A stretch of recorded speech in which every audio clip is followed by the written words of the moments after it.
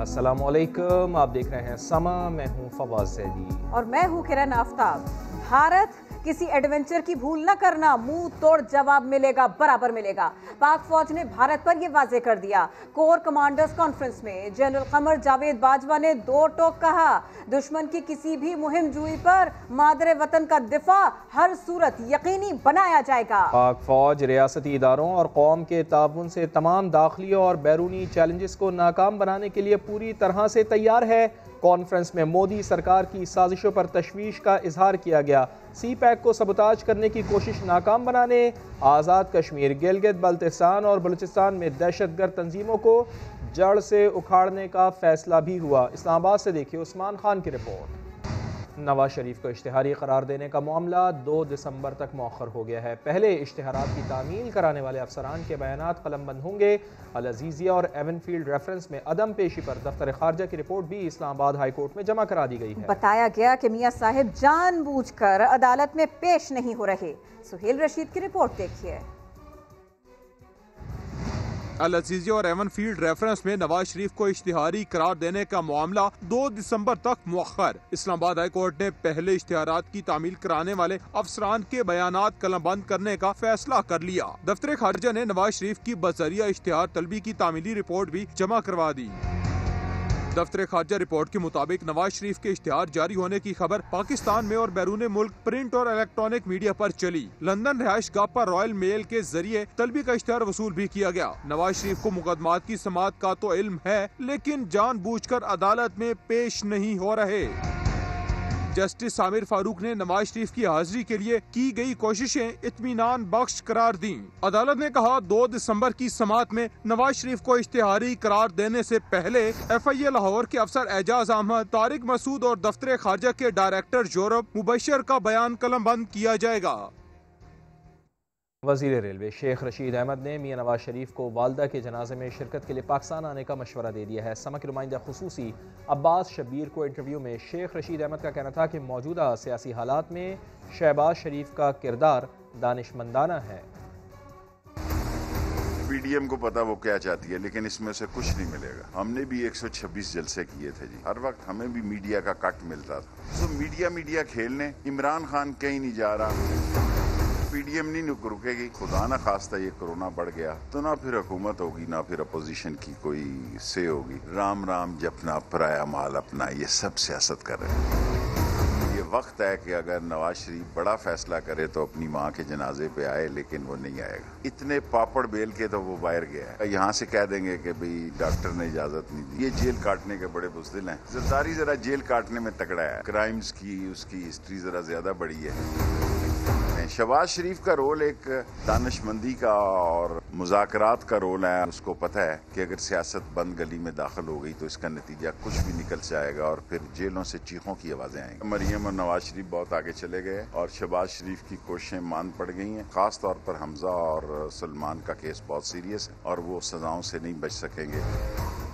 आसिफ अली जरदारी और बिलावल भुट्टो जरदारी ने नवाज शरीफ को फ़ोन किया, वालिदा के इंतकाल पर ताज़ियत की। चौधरी बिरादरान ने नवाज शरीफ से बेगम शमीम अख्तर की वफ़ात पर अफसोस का इजहार किया। साबिक़ वज़ीर आज़म ने भी चौधरी शुजात की सेहतयाबी के लिए दुआ की। नवाज शरीफ का चौधरी शुजात और परवेज इलाही से टेलीफोनिक राब्ता। मियां साहब ने चौधरी शुजात से खैरियत दरियाफ्त की और उनकी जल्द सेहतयाबी के लिए दुआ की। चौधरी बिरादरान ने साबिक वजीर आजम से बेगम शमीम अख्तर के इंतकाल पर ताज़ियत की और लीगी कायद से उनकी सेहत से मुतालिक आगाही भी ली।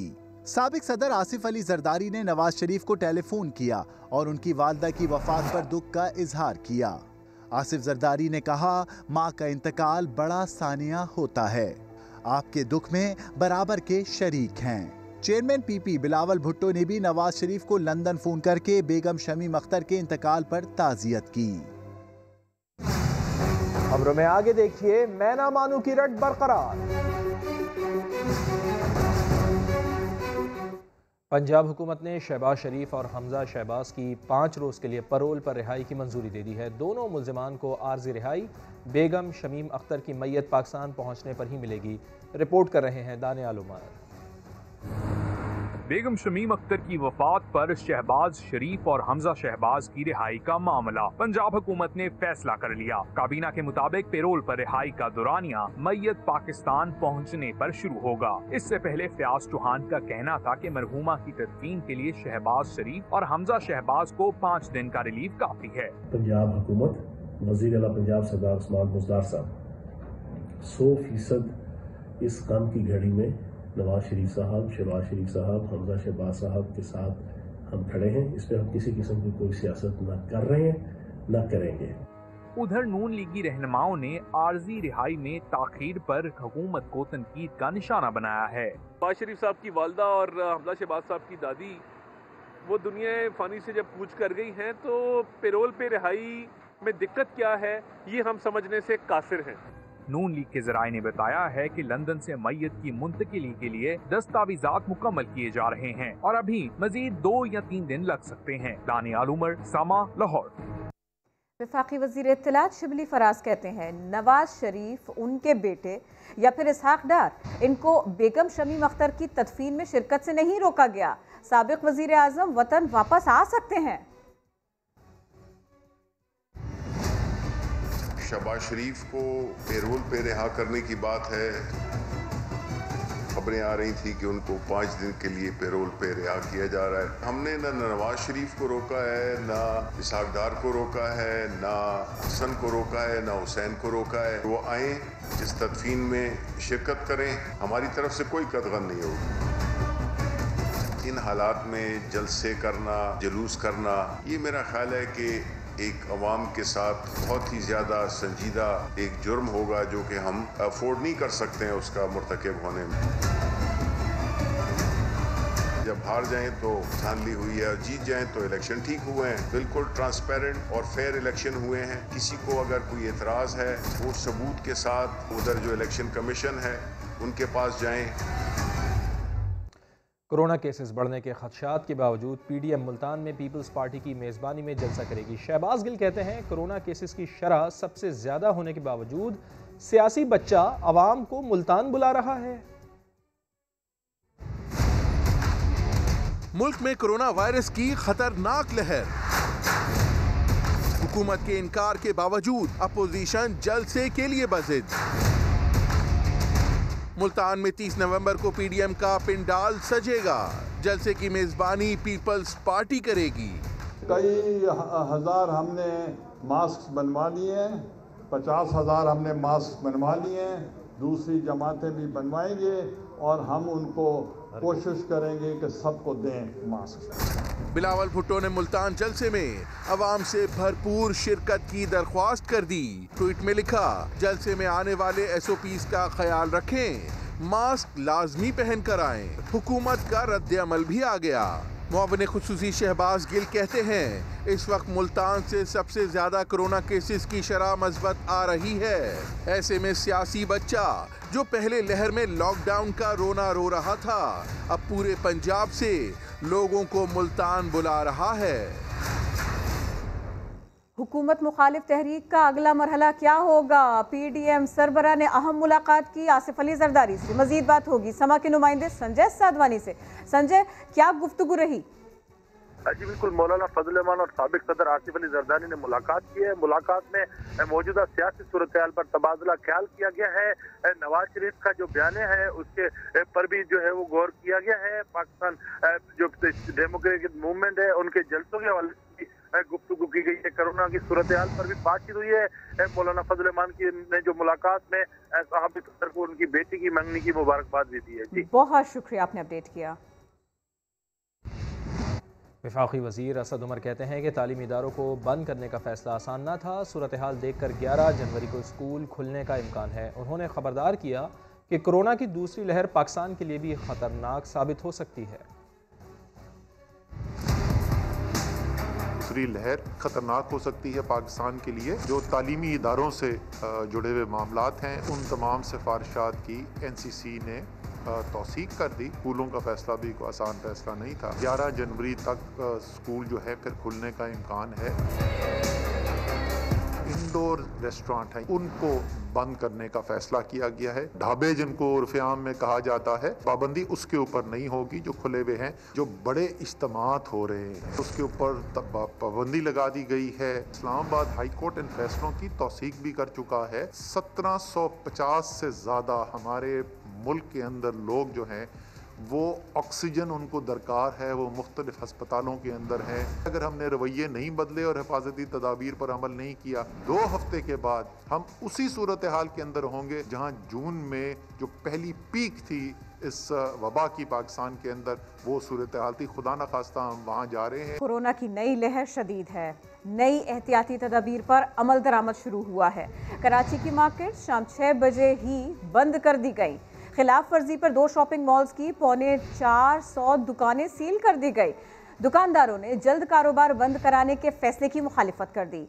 सिंध भर में मज़ारात, सिनेमाज और जिम्स बंद रहेंगे। कोरोना केसेस बढ़े तो हुकूमत को भी होश आ गया।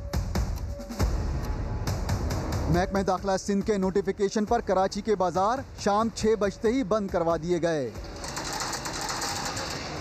डिस्ट्रिक्ट सेंट्रल में खिलाफ वर्जी पर साइमा और डॉलमेन शॉपिंग मॉल्स की 373 दुकानों को सील कर दिया गया। SOP की खिलाफ वर्जी थी, टाइम वगैरह फॉलो नहीं कर रहे थे, इस वजह से सील किया। तारिक रोड, जैनब मार्केट और सदर इलेक्ट्रॉनिक मार्केट में भी पुलिस के पहुंचते ही दुकानों के शटर गिरना शुरू हो गए। बाजार की जल्दी बंदिश पर दुकानदार नाराज दिखाई दिए। अब जो कस्टमर अंदर है वो तो निकलेंगे ना, भाई ये प्रॉब्लम हुआ और कुछ भी नहीं, दुकानें सब बंद हो गई थी, लेकिन कस्टमर के निकलने में टाइम हुआ है, इस वजह से इन्होंने ये सील कर दिए। महकमा दाखिला सिंध की जानिब से जारी नोटिफिकेशन के मुताबिक इंडोर शादियों पर पाबंदी और खुले हॉल्स में 200 मेहमानों तक को बुलाने की इजाजत होगी। शादी की तकरीबात रात 9 बजे तक की जा सकेंगी। बुफे सर्विस और पैक्ड खाने पर भी पाबंदी, जबकि टेक अवे और होम डिलीवरी की रात 10 बजे तक इजाजत होगी। सिंध भर में सिनेमा घर, मज़ारात और जिम्स भी बंद रहेंगे। सरकारी और निजी दफातर में 50% से कम स्टाफ रखने के साथ साथ आधे मुलाजमीन को घर से काम करवाने की हिदायत की गई है।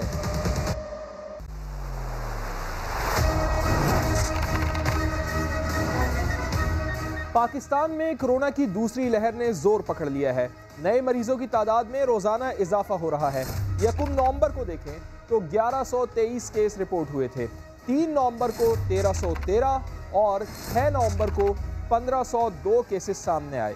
12 नवंबर को 2304 और 14 नवंबर को 2443 अफराद में इस वायरस की तस्दीक हुई है। 18 नवंबर को यौमिया नए मुतासरीन की तादाद 2547 तक जा पहुंची।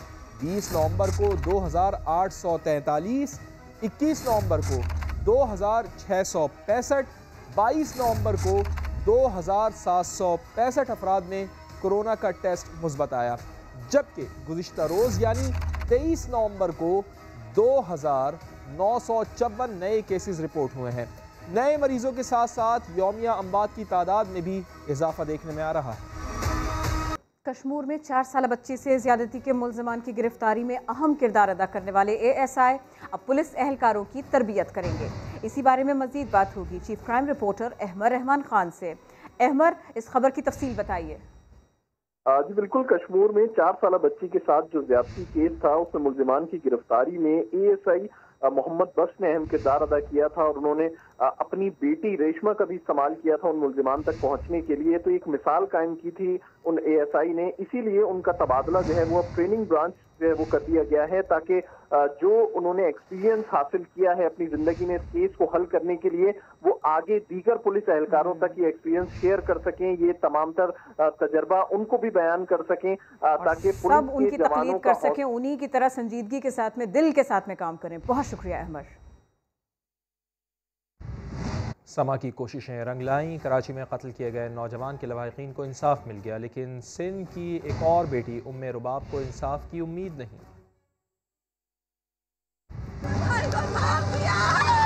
मेरा भाई कुछ भी नहीं था, मेरा भाई सीधा साधा इंसान, खुदा ने पर रहम करा, मुझे मेरे भाई का इंसाफ दिला दो।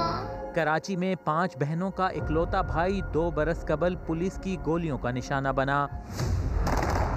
मेरे बेटे के कातिल मुझे लाओ, मेरे सामने लाओ। समा बना मजलूम खानदान की आवाज और हुक्काम बाला तक मुतासरीन की फरियाद पहुँचाई। समा हमारी आवाज़ बना, किरण नाज आप हमारी आवाज़ बनी, अल्लाह आप लोगों को हमेशा सलामत रखे। और कातिल को सजाए मौत का हुक्म मिला तो बहन ने सुकून का सांस लिया। मैं आप लोगों की बहुत शुक्रगुजार हूँ, हमारी पूरी उम्मीद मुझे अल्लाह से थी, आप सब से थी, और आप लोगों ने मेरे भाई को इंसाफ दिलाने में मेरी पूरी मदद की है। बेनज़ीर को तो इंसाफ मिल गया, लेकिन उमे रुबाब आज भी दरबदर की ठोकरें खाने पर मजबूर है।